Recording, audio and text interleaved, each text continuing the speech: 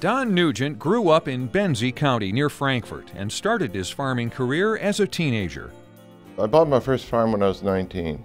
I had to put mother's name because you had to be 21 years old to own land.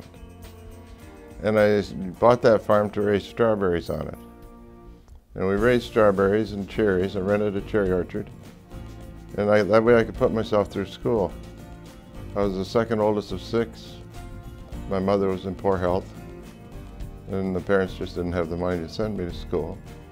And so I'd go fall and winter and drop out in March, the end of winter quarter, raise a crop of cherries and strawberries, have enough money to come back for 2 more terms. So I was a 6-year student. You know, I joined Farm Bureau when I was about 20 years old. And then I dropped it because I had a car accident and I didn't think I liked the insurance settlement.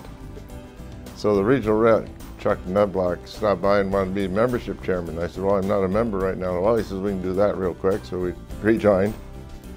And that was about 50 years ago.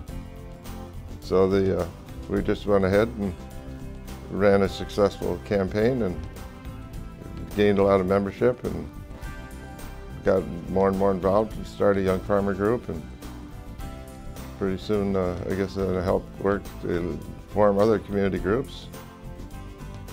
When our regional director or district director was going to retire, he came to me to see if I would run for the board, and I did, and got on the board, and I enjoyed it very much. It's a great organization. You know, Farm Bureau really is an organization built on discussion and debate.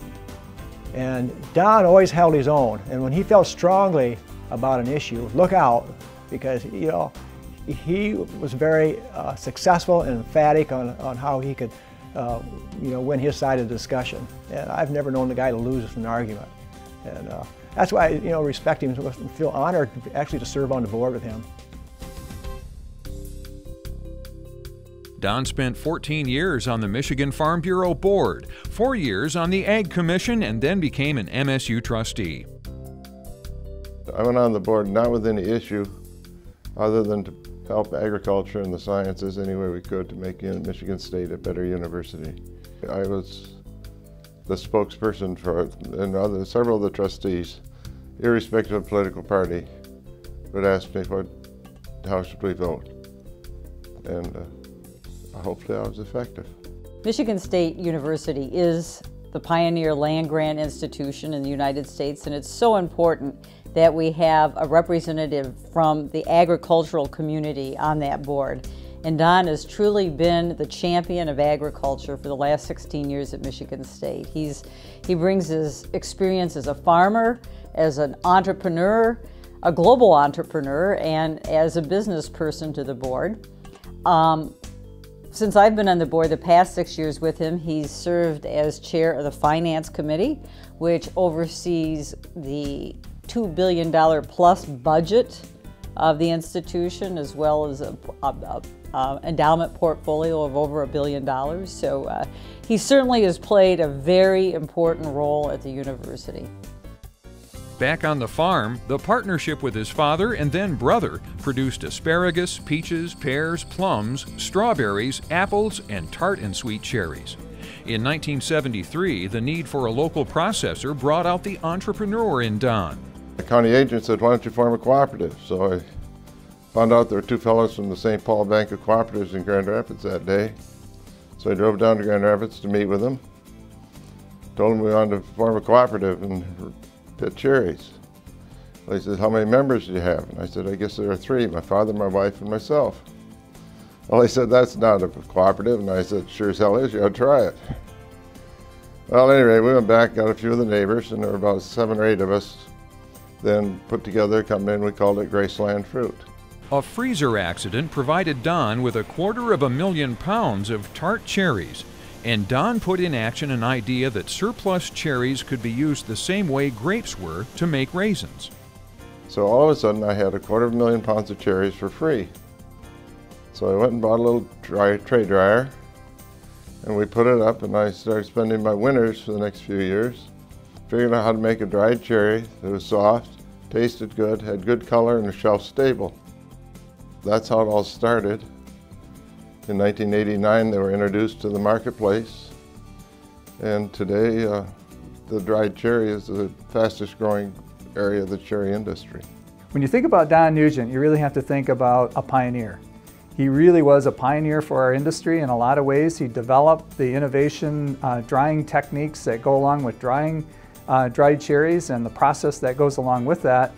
And dried cherries today for the cherry industry are one of the fastest growing categories that we have. The industry had to transition from cherry pie filling to something that's new and modern. Dried cherries is a great example of that. And over the past 20 years, we've seen a growth in that category of about 20% per year. Well, we talk a lot about adding value to Michigan agriculture, and I think Don is just quintessential. He's an entrepreneur, he's an innovator. He invented the dried cherry using the gas process. From that, he was able to use other fruits.